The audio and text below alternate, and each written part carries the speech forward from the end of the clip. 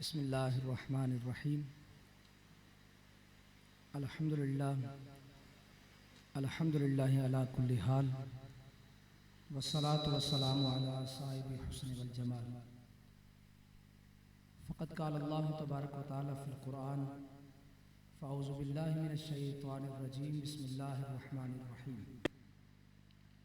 अलिफ लाम मीम ज़ालिकल किताब ला रैब फ़ीह हुदल लिल मुत्तक़ीन।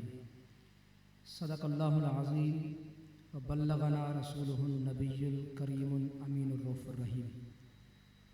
तमाम तारीफ़ें अल्लाह जल्ल मजदुल करीम के लिए, तमाम मोहब्बतों अक़ीदतों के अल्फाज करीम आका अलैहिस्सलाम की ज़ात वाला शान के लिए कि जिनके सदक़े तुफ़ैल अल्लाह ताला ने हम पर करम फरमाया और अल्लाह ताला ने इस बाबरकत महफ़िल में हाज़िरी का शर्फ़ अता फरमाया और आप जैसे हसीन चेहरों की ज़ियारत अता फरमाई। अल्लाह ताला मेरा हाज़िर होना और आपका सजाना अपनी बारगाह में कबूल फरमाए। 27वीं शब है, मुमकिन तौर पर शब कद्र है। मुख्तसर सी, बिल्कुल मुख्तसर सी हाज़िरी है। शब कद्र इस उम्मत का खासा है। इस उम्मत से पहले किसी और उम्मत को शब कद्र नहीं मिली। पिछली उम्मतें जितनी भी गुजरी हैं उनकी तादाद 69 है। ये उम्मत 70 को कंप्लीट करने वाली है सरकार के फरमान के मुताबिक। आप सबसे फरमाया पीछे 69 उम्मतें गुजर चुकी हैं, तुम 70 को मुकम्मल करने वाले हो। पिछले 69 उम्मतों को ये एजाज़ नहीं मिला। एक रात तुम्हें और मुझे ऐसी अता कर दी कि जो 1000 महीनों से भी अफजल है। कितनी अफजल है अल्लाह जानता है या मुस्तफ़ा करीम जानते हैं। पर शब कद्र मिलेगी कैसे, शब कद्र मिलेगी किसको, इस पर मैं एक जुमला देना चाहता हूँ, फिर अपनी तकरीर को आगे करना चाहता हूँ। क्योंकि आप लोग फूलों के ख़रीदार नज़र आते हैं, मेरे दामन में तो कांटों के सिवा कुछ नहीं। आप मोहब्बत वाले लोग हैं। मैं ये कहा करता हूँ कि शब कद्र उसी बंदे को मिल सकती है जो रमज़ान के एक एक लम्हे की कदर करे, अल्लाह उसे शब कद्र अता फरमाएगा। कदर वाले को शब कद्र मिलेगी। देखिए, कदर वाले को तो ईमान मिल जाता है। शब कद्र तो एक अलग चीज़ रही ना। एक मजूसी ने जो उसका बेटे के साथ जा रहा था, वाक़या तो सुने हुए आपने। रमज़ान का महीना था कि उसके बेटे ने मार्केट के अंदर खाना शुरू किया तो बाप ने थप्पड़ मारा उसको कि मुसलमानों का रमज़ान का महीना है, अदब करो, एहतराम करो। बाद विसाल उसको ख्वाब में देखा गया, जन्नत के बागात में टहल रहा है। देखने वाले ने पूछा कि तुम तो मजूसी थे, जन्नत में तुम कैसे पहुंचे? उसने कहा कि मेरा बेटा ऐसे कर रहा था तो मैंने रमज़ान के अदब में उसे डांटा और थप्पड़ मारा। अल्लाह ने मुझे मरने से पहले कलमे की शहादत नसीब फरमा दी। रमज़ान की कदर अगर कोई काफिर कर ले, अल्लाह उसे ईमान देता है। अगर मुसलमान कदर कर ले, रब्बे कायनात उसे शब कदर भी अता फरमा देगा। शब कदर भी अता फरमाएगा। शब कदर इस उम्मत का खासा है और ये एक वली के जिक्र के सदके में मिली है। बनी इसराइल के दौर के वली का जिक्र सरकार फरमा रहे थे कि एक शख्स था जिसने इतने माह तक इबादत की, जिन्हें इतनी इबादत की। तो सरकार अलैहिस्सलाम ने जब उसकी इबादत का जिक्र किया, उसके टाइम पीरियड का जिक्र किया, तो सहाबा ने कहा या रसूलुल्लाह सल्लल्लाहु अलैहि वसल्लम, हमसे तो वो इबादतों के अंदर आगे बढ़ जाएंगे। जब रश्क करने लगे सहाबा, तो अल्लाह तबारक व तआला ने सूरह कद्र का नुज़ूल फरमाया। सूरह कद्र की तफसीर में देख लीजिएगा। एक वली का जिक्र छिड़ा तो अल्लाह ताला ने शब कद्र उम्मत को अता फरमा दी। तो शब कद्र जो 1000 महीनों से बढ़कर है, आप और मैं आज उसी रात की तलाश के लिए बैठे हैं। अल्लाह मुझे और आप सबको शब कद्र की दौलत से माला माल फरमा दे। चूंकि यह नुज़ूल कुरान की रात भी है, आप सल्लल्लाहु अलैहि वसल्लम फरमाते हैं कि ज़मीन और आसमान की तख्लीक से, ज़मीनों और आसमानों की तख्लीक से 1000 साल पहले, कितने साल पहले? आधी तकरीर मैंने करनी है और आधी आपने करनी है, ये दोनों मिलाकर ये मुकम्मल हो जानी है। आप कहें कि सारी मैं करता रहूं तो ये मुमकिन नहीं है। हमारे उस्ताद साहब कहा करते थे कि अगर छटांग, अगर एक पाव खून हमारा लगेगा तो छटांग आपकी भी लगनी चाहिए। बोले तो सुभान अल्लाह। ये चंद लम्हात रह गए जहाँ रेट जिसमें बड़ा हुआ है। उसके बाद फिर वही रमजान शव्वाल का चांद नजर आएगा, वही एक हो जाएगा। अभी तो नफलों का सवाब फर्ज के बराबर है, फर्जों का सवाब 70 के बराबर है। अभी तो रेट बढ़ा हुआ ना नेकियों का।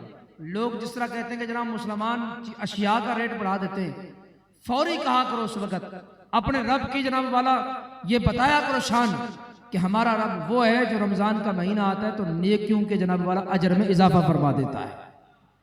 बताया करो, थोड़ा हौसला होगा लोगों को, वगरना हर तरफ मायूसी फैली हुई है। तो सरकार ने फरमाया कि जमीनों और आसमानों की तख्लीक से 1000 साल पहले अल्लाह रब्बुल इज्जत ने फरिश्तों के सामने सूरह ताहा और सूरह यासीन की तिलावत फरमाई। बोले जरा सुभान अल्लाह। ये हदत की पाबंदी तो नहीं लगाई, कोई पाबंदी नहीं है। बोले जरा सुभान अल्लाह। कुरान की शान में बंदा बोलना चाहिए उसको। अभी तो हालात बड़े साजगार है मेरे भाई, आप साथ में अभी वकास मस्जिद में बैठे हो, अभी हालात बड़े साजगार हैं, कोई रोक टोक नहीं है। आप अपने अकाबरीन को पढ़ कर देखें, खुदा कसम अगलों ने अंगारे पर इटाया पर अहद के कलम नहीं छुड़े हुए। अपने अकाबरीन को आप तारीख कर पढ़ कर देखें, अभी हाल ही की तारीख आप पढ़ कर देखें, मस्जिद अक्सा के अंदर यहूदी मार रहे हैं और वो जवान का बच्चा अल्लाह पर कह के नमाज में खड़ा है। हमारे तो हालात बड़े साजगार हैं, ऊंची मदर सुभान अल्लाह गए। अगर इन हालात के अंदर भी हमसे जनाब वाला हमारे अंदर दम खम नहीं है तो फिर अल्लाह ही रहम फरमाए। तो हम टक्कर के, मैं आपसे कहूँ कि फ़लस्तीन कौन कौन जाना चाहता है भाई? जिहाद के लिए कौन कौन जाना चाहता है? मैं भेज नहीं रहा पर पूछ रहा हूँ, पूछने पर भी माशाल्लाह हाथ खड़े नहीं हो रहे, अल्लाह खैर फरमाए। कोई जिहाद पर जाना चाहता है भाई? जाना चाहते हैं, शौक़ शहादत हर एक को होना चाहिए और हर एक को है, सही है ना जी। अब जा सकते नहीं सकते ये वाली कहानी आपकी और मेरी नहीं है, पर तमन्ना तो होनी चाहिए ना। मैं आपको नहीं भेज रहा, पर मैं पूछना ये चाहता हूं कि हम कहते हैं कि फ़लस्तीन जाएंगे जिहाद करने, तरावी के लिए मस्जिद तो आया नहीं जाता। वो पहले फजर की नमाज में रमजान की पहली जनाब वाला जो आया थे, चांद पहला नजर आया था, पहला दिन था, फजर यहां तक होगी और हो सकता है कि ऊपर भी हो, पर अब आहिस्ता आहिस्ता अंदर होते जा रहे हैं। अब रमजान चुके जा रहा है तो नमाजी भी आहिस्ता आहिस्ता बैकअप हो रहे हैं। ऐसा नहीं है, बल्कि हमने अपने आप को अपग्रेड करना है, इबादतों के अंदर भी हमने अपने आप को करना है। तो सरकार से फरमाया कि सूरह ताहा और सूरह यासीन की तिलावत फरमाई। अब ये कौन फरमा रहे हैं? बोले जरा आप सब फरमाया, हदीस है ना जी। अब ये कब की बात है? आसमानों और जमीनों की तख्लीक से 1000 साल पहले की बात है। बता कौन रहे हैं? कुर्बान ना जाइए सरकार के इल्म पर। जमीन और आसमान के 1000 साल तख्लीक से पहले की बात बता रहे हैं। अभी मुल्ला कहता है कल की खबर नहीं है। वो समझ में आ रही है, दिमाग से बात पहुंच रही है। तो जमीन और आसमान की तख्लीक से 1000 साल पहले अल्लाह ने सूरह ताहा और सूरह यासीन की तिलावत फरमाई। फरिश्तों ने कहा मालिक मुबारकबाद हो उनको कि जिनके सीनों के अंदर तेरा कलाम मौजूद होगा, और मुबारकबाद हो उन जबानों को जिन जबानों से वो तेरे कलाम की तिलावत क्या करेंगे।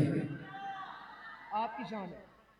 सूरह यासीन की सूरह ताहा की आप तिलावत करते हैं सुबह शाम, लेकिन आगे चलिए, मेरे करीम आक़ा अलैहि सल्लम फरमाया कुरान के कारी को अल्लाह 4 एजाज अता फरमाता है। कितने? 4 एजाज अल्लाह कुरान के कारी को अता फरमाता है। कुरान का कारी सिर्फ वो नहीं हो जो मदरसा पढ़ा रहा है, कारी का मतलब पढ़ने वाला भी है। पढ़ने वाला जो कुरान को पढ़ता है, कुरान को सीने से लगाता है, कुरान को याद करता है, वो कुरान का कारी है। सरकार से फरमाया अल्लाह कुरान के कारी को 4 एजाज अता करता है। पहला एजाज क्या कि मेरे महबूब अलैहिस्सलाम फरमाते अल्लाह कुरान के कारी पर सकीना नाज़िल फरमाता, यानी सुकून तारी कर देता है, उस पर सुकून। दूसरा एजाज क्या? मेरे करीम आका ने फरमाया रहमत इलाही उसको अपने हिसार में ले लेती है, यानी वो रहमत इलाही के प्रोटेक्शन में आ जाता है, वो रहमत इलाही की शील्ड में आ जाता है, वो रहमत इलाही के जनाब हिसार में आ जाता है।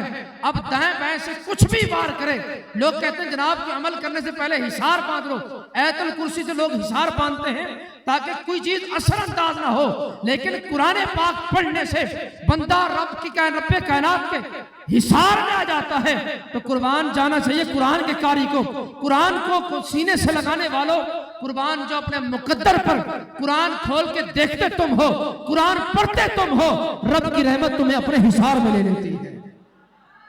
रब की रहमत तुम्हें हिसार में ले लेती। तीसरा एजाज आप सल्लल्लाहु अलैहि वसल्लम फरमाया, अब सुनिएगा, अपनी शान पहचानिएगा। आप सल्लल्लाहु अलैहि वसल्लम फरमाया, जब कुरान का कारी कुरान पढ़ता है तो फरिश्ते उसकी जियारत को आते हैं, फरिश्ते उसकी जियारत को आते हैं। चौथी शान सुनिए, मेरे करीम आका रसूल फरमाया, चौथा एजाज अल्लाह ये देता है, अल्लाह फरिश्तों की जमात को बुलाता है और फरिश्तों की जमात के सामने खुद रब्बे कायनात उस कारी कुरान का जिक्र फरमाता है ना एजाज की बात। मूसा अलैहिस्सलाम ने अल्लाह की बारगाह में अर्ज की, मालिक मैंने तौरात में एक ऐसी उम्मत का जिक्र पढ़ा है, ऐसी उम्मत का जिक्र पढ़ा है कि जो तेरे कलाम को अपने सीनों में महफूज करेंगे। एक ऐसी उम्मत का जिक्र मैंने पढ़ा है जो तेरे कलाम को अपने सीनों में महफूज करेंगे। क्योंकि ये बात आप जानते हैं कि तौरात का, जबूर का, इंजील का हाफिज नबी के अलावा कोई नहीं था। जो तेरे कलाम को अपने सीनों के अंदर महफूज करेंगे, मालिक वो उम्मत मेरी उम्मत कर दे। मेरे करीम आका अलैहिस्सलाम को गुलामों, मूसा अलैहिस्सलाम को रब्बे कायनात ने फरमाया, मूसा वो उम्मत तेरी नहीं हो सकती, वो उम्मत तो मैंने महबूब मुस्तफा करीम को अता फरमा दी है, जो अपने सीनों के अंदर कुरान पाक महफूज करेगी। अब कुरान पाक जलाली कलाम है, कुरान पाक जलाली कलाम है। मैं आपको रिवायत बयान करता हूँ। जिब्राइल अमीन अलैहिस्सलाम, अल्लाह रब्बुल इज्जत ने पूरे का पूरा कलाम पाक बैतुल इज्जत पहले आसमान पर घर है वहां पर नाजिल फरमाया, पूरे का पूरा कुरान पहले आसमान जो बैतुल इज्जत है वहां से जो है ना ग्रेजुअली फिर आता रहा, वक्फन तदरीजन नाजिल होता रहा कुरान पाक। वक्त की जरूरत के साथ साथ कुरान पाक की आयात नाजिल होती रही बैतुल इज्जत से। जिब्राइल अमीन अलैहिस्सलाम जब रब्बे कायनात की बारगाह से वो कलाम इलाही लेने जाते हैं, 600 परों का मालिक है। कितने परों का मालिक है? जिब्राइल के कितने पर हैं? 600 पर हैं। पर मेराज की रात जब सरकार की बारगाह में हाजिर होते हैं ना, तो 600 परों को समेट कर आते हैं और जमाने को खबरदार करते हैं, लोगों तुम कितने बड़े मकाम और मनसब पर फैज क्यों ना हो, पर जब सरकार की बारगाह में आओ तो अपने मनसब समेट कर आया करो। 600 परों का मालिक, एक पर खोले तो मशरिक और मगरिब उसके नीचे आ जाए। अगर एक पर को हरकत दे जनाब वाला जमीन से उठाकर सारा कुछ पटक के कुछ भी ना बचे, हिलाया अगर हरकत दे, एक पर के अंदर इतनी पावर और ताकत है। लेकिन वो जिब्राइल जब कुरान की आयत लेने जाता है ना, लेने जाता था, जब क्या होता था, 600 पर खोल के जाता था। 600 पर खोल के जिब्राइल जाते और जिब्राइल अमीन अलैहिस्सलाम पर कपकपी तारी होती और अल्लाह तबारक व तआला अपने रहमत का पानी जिब्राइल पर छिड़कता। फिर अल्लाह तबारक व तआला की कुरान की आयत जिब्राइल लेकर सरकार के पास हाजिर होया करते थे। जलाली कलाम, अल्लाह ने फरमाया इतना बड़ा जलाली कलाम है, अगर मैं इसको पहाड़ों पर नाजिल करता तो पहाड़ क्या हो जाते हैं? रेजा रेजा हो जाते हैं। लेकिन क्या वजह है कि बच्चा इसको कुरान को सीने में समो के बैठा है? वो कुरान अगर पहाड़ों पर आता तो पहाड़ रेजा रेजा हो जाते, पर बच्चे ने याद कर लिया कुरान पाक। वजह क्या बनी? सुनो आज को, मैं यहां ये समझा हूं कि रब्बे कायनात का ये कलाम जलाली है, पर जलाली कलाम जमाल वाले सीने पर नाजिल हुआ। रब्बे कायनात ने बच्चे बच्चे के लिए याद करना आसान फरमा दिया। दिल पे नाजिल हुआ, जमाल वाले दिल पर, मुस्तफा करीम अलैहिस्सलाम के दिल पर नाजिल हुआ। जलाली कलाम जमाली सीने पर नाजिल हुआ, आगे मुंतकिल हुआ, याद करना आसान हो गया। कुरान पाक की शान, क्या खूबसूरत शान। मेरे करीम आकर से फरमाया, जब कुरान पढ़ने वाला हाफिज कुरान, आमिल कुरान, जब जनाब उसका विसाल हो जाता है, इंतकाल हो जाता है, तो रब्बे कायनात कब्र की मिट्टी से फरमाता है, इस बंदे को ये मेरा कारी कुरान आ रहा है, इसके सीने के अंदर कुरान है, खबरदार इसे हाथ नहीं लगाना, इसे कुछ नहीं कहना। कब्र की मिट्टी रब की बारगाह में अर्ज करती, मालिक उसको मैं कैसे खा सकती हूं जिसने अपने सीने के अंदर तेरे कलाम को महफूज किया हुआ। और मेरे करीम आका ने फरमाया, बर्बाद हो वो शख्स जिसके दिल में थोड़ा सा भी कुरान, बर्बाद है वो शख्स जिसके दिल में थोड़ा सा भी कुरान ना हो, थोड़ा सा भी हिस्सा ना हो। ये कुरान है, पढ़ने वाला कारी है, याद करने वाला हाफिज है, समझने वाला आलिम है, तफसीर करने वाला मुफस्सिर है। मजीद चलते चले जाएं तो उसकी शान है, जितना जितना कुरान के साथ इंसान वाबस्ता होता जाएगा रब उसकी शानों को मजीद बुलंद करता चला जाएगा। तो बस कुरान से पलट जाइए, कुरान से वाबस्ता हो जाए। हमारे उस्ताद साहब फरमाया करते थे, back to Quran, back to Muhammad सल्लल्लाहु अलैहि वसल्लम, वर्जिउला कुरान वर्जिउला मोहम्मद सल्लल्लाहु अलैहि वसल्लम। पलटो खुदा की तरफ, पलटो मुस्तफ़ा की तरफ। तुम्हारी अगर उरूज चाहते हो, खोया हुआ वकार दोबारा चाहते हो तो दो काम करो, अल्लाह की तरफ दोबारा पलटो। इसलिए अल्लामा इकबाल साहब ने कहा था, लिखना नहीं आता तो मेरी जान पढ़ा कर, हो जाएगी तेरी मुश्किल आसान पढ़ा कर। अगर तुझे पढ़ने को कुछ ना मिले तो चेहरों पर लिखे दर्द के उन्वान पढ़ा कर। लारैब तेरी रूह को तस्कीन मिलेगी तो कर्ब के लम्हात में कुरान पढ़ा कर। आ जाएगा इकबाल तुझे जीने का करीना तो बस सरवर कौनैन के फरमान पढ़ा कर। अगर जीने का तरीका सलीका सीखना चाहता है ना तो कुरान पढ़ या मुस्तफ़ा का फरमान पढ़। ये दोनों काम हमने करने हैं रमजान के बाद भी। बुजुर्गान दीन क्या फरमाते हैं, जो रमजान के अंदर गर्मी के रोजे होते हैं ना, आज तो बड़ा मौसम अच्छा है माशाल्लाह, पूरा महीना ही अच्छा गुजर गया। फरमाते हैं कि जिनको गर्मी के रोजों की प्यास भी शुक्र इलाही पर मजबूर ना कर सकी, उसे और क्या चीज शुक्रगुजार बनाएगी। जिसे गर्मियों के रोजों की भूख मुत्तकी ना बना सकी, उसे और क्या चीज मुत्तकी बनाएगी। हम ये कहते हैं इसको इजाफा करते हुए कि अगर आज बंदा अपने आप को रमजान के महीने में भी नमाजी ना बना सका, वो कब अपने आप को नमाजी बनाएगा। अगर रमजान के महीने में बंदा अपने आप को तिलावत कुरान का आदी ना बना सका तो फिर कब अपने आप को तिलावत कुरान का आदी बनाएगा। अगर एतकाफ में बैठने के बावजूद भी मौत के अपने आप को पहली सफ का आदी ना बना सका तो फिर रमजान के बाद वो कैसे अपने आप को पहली सफ का आदी बनाएगा, कैसे बनाएगा। ये सोचने की बात है, समझने की बात है। लेकिन अफसोस कहां पर होता है, अफसोस ये होता है कि दुनिया संवारने के लिए हमने सैकड़ों किताबें हमने पढ़ ली, दुनिया संवारने के लिए सैकड़ों किताबें, पर आखिरत संवारने के लिए हमने कुरान नहीं पढ़ा। अफसोस नहीं इस बात के। दुनिया संवारने के लिए मेरा बाप भी ये कहता है, मेरा भाई भी ये कहता है कि जनाब बच्चे का मुस्तकबिल संवर जाएगा, इसे स्कूल भेजो, इसे यूनिवर्सिटी भेजो, कॉलेज भेजो, ये पढ़ लिख जाएगा, कदमों पर खड़ा हो जाएगा। मैंने कहा जनाब ये फ्यूचर जो है ये सांसों के चलने तक है, और उसके बाद एक और फ्यूचर सांसों के उखड़ने के बाद शुरू होता है। जब सांस निकलती है उसके बाद एक फ्यूचर शुरू होता है। ये फ्यूचर आखिर खत्म हो जाएगा, पर वो फ्यूचर ना खत्म होने वाला है। तुमने 80 साल जिंदगी के लिए तुमने कितना बड़ा नुकसान कर दिया, तुम्हें खबर ही कोई नहीं। इसलिए अकबर इलाहाबादी ने कहा था, क्या बताएं अहबाब क्या कारनुमाया कर गए, क्या बताएं, क्या बताएं क्या अहबाब कारनुमाया कर गए। बीए किया, नौकर हुए, पेंशन ली और मर गए। क्या किया हमने? स्कूल कॉलेज यूनिवर्सिटी जाते रहे, फिर तालीम मुकम्मल हुई, डिग्री से लेकर जनाब सीवी से लेकर हम फिर जॉब के लिए तलाश करते रहे, जॉब लग गई, सुबह जाते हैं शाम को आते हैं, फिर बूढ़े हो जाते हैं, फिर रिटायरमेंट होती है, उसके बाद ऐलान होता है फलां का कज़ा इलाही से इंतकाल हो गया। करने वाला काम कौन सा किया? जिस तरह अमीर अहले सुन्नत क़िबला फरमाते हैं, करने वाले कामों में लग जाओ नहीं तो ना करने वाले कामों में लग जाओगे, और यही हालत है। इसलिए अपने आप को बनाइए, संवारिए। मैं अपनी चंद आखिरी बातें करना चाहता हूँ। कुरान हमारा एक, अल्लामा इकबाल अल्लाह ने कहा था ना, अल्लाह से करे दूर तो तालीम भी फितना, इमलाक भी, औलाद भी, जागीर भी फितना, नाहक के लिए उठे तो शमशीर भी फितना, शमशीर क्या फिर नारा तकबीर भी फितना। अगर हमने नहीं सीखा ना, देखे पीएचडी करने के बाद एक बच्चा बाप की कब्र पर खड़ा हो और कहे अब्बा जान जो कुछ मैंने पढ़ा वो आपको पहुंचाता हूं, क्या पहुंचेगा उसे? क्या उसके पढ़ने का फायदा उसको कब्र में पहुंचेगा? नहीं। लेकिन तोतली जबान के साथ बच्चा कारी साहब के पास आए, किबला इमाम साहब के पास आकर बिस्मिल्लाहिर्रहमानिर्रहीम पढ़े, तोतली जबान के साथ पढ़े, रब्बे कायनात उसकी बाप की कब्र से अजाबे कब्र को उठा देता है। वजह क्या है?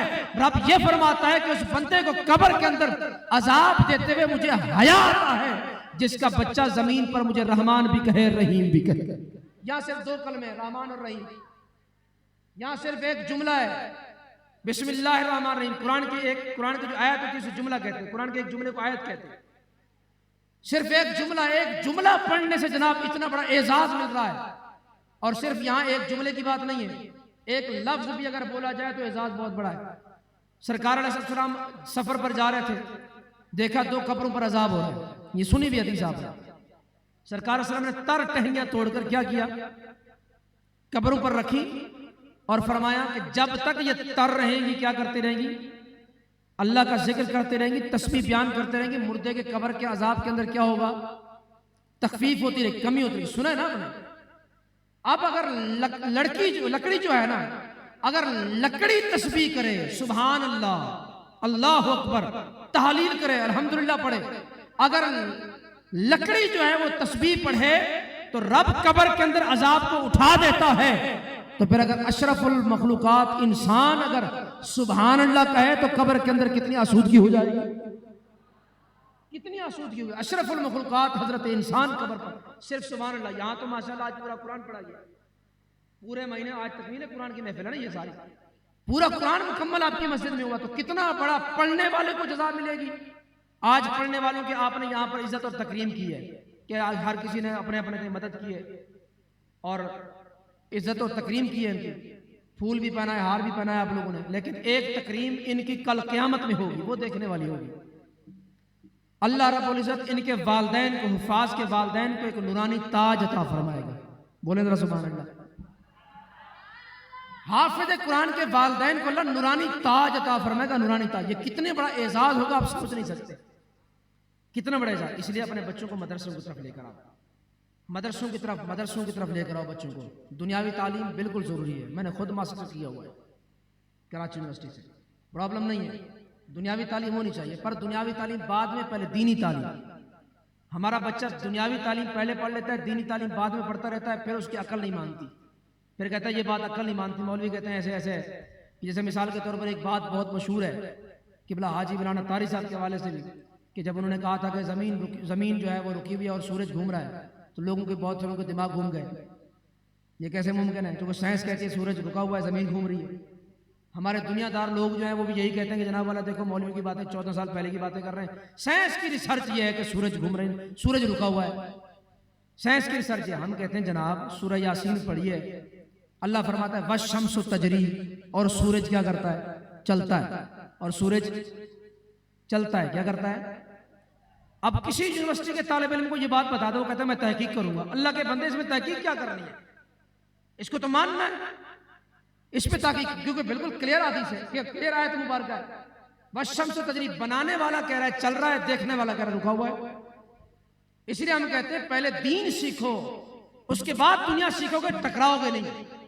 अगर पहले दुनिया सीख के आओगे, दीन सीखोगे, बाद के अंदर मुजाहिका नहीं है, सीख सकते हैं आप। जिस तरह हमारे अहमद शमसी साहब ने मदरसा खोला हुआ रात के टाइम का, कभी दुनियादार भी पढ़ सकता है, अच्छी बात है, लेकिन अगर आप दीन खुद सीखने लग जाएंगे तो गुमराह हो जाएंगे। शैतान क्यों मारा गया, अदब नहीं था ना। हमारे बड़े लोग कहते हैं कि जिसका अदब नहीं उसका मजा भी नहीं, जिसका अदब नहीं उसका। आज लोग क्यों खत्म जनाब वाला नबूवत का दावा कर रहे हैं, आपने सुना है ना, एक औरत ने नबूवत का दावा कर दिया माज़अल्लाह, उसके अंदर जुर्रत कैसे पैदा हुई। एक और शख्स ने जनाब नबूवत का दावा कर दिया माज़अल्लाह, हालांकि खत्म नबूवत आप सल्लल्लाहु अलैहि वसल्लम के बाद कोई नबी आ सकता, आप सल्लल्लाहु अलैहि वसल्लम आखिरी नबी है। ये बच्चों को सबक पढ़ाएं, ये सबक पढ़ाने वाले हैं। अगरचे मगरचे चूंकि चुनाचे जो लोग करते हैं उनको समझाइए कि मुस्तफ़ा करीम ही आखिरी नबी है। मुसैलमा कज़्ज़ाब का खत का जवाब जब सरकार ने फरमाया कौन देगा, हबीब बिन ज़ैद जिनके मुंह में खजूर थी, उन्होंने कहा या रसूलल्लाह मैं दूंगा। मुंह से खजूर बाहर निकली, साहब ने कहा पहले खजूर तो चबा लो, इतनी भी जल्दी क्या है। फरमाया कि इससे पहले कि कोई और खड़ा हो जाता, मैंने कहा मैं खड़ा हूं, मैं जवाब देने जाऊंगा। हबीब बिन ज़ैद रज़ी अल्लाह अन्हु को सरकार ने फरमाया तकड़ा आदमी है, ख्याल करना। फरमाया या रसूलल्लाह मसला ही कोई नहीं। वो हबीब बिन ज़ैद रज़ी अल्लाह अन्हु जब मुसैलमा कज़्ज़ाब के दरबार में गए, नेज़ा जमीन पर गाड़ते हुए कहा मुसैलमा मुस्तफ़ा करीम का गुलाम आ गया, ये तेरे खत का जवाब है।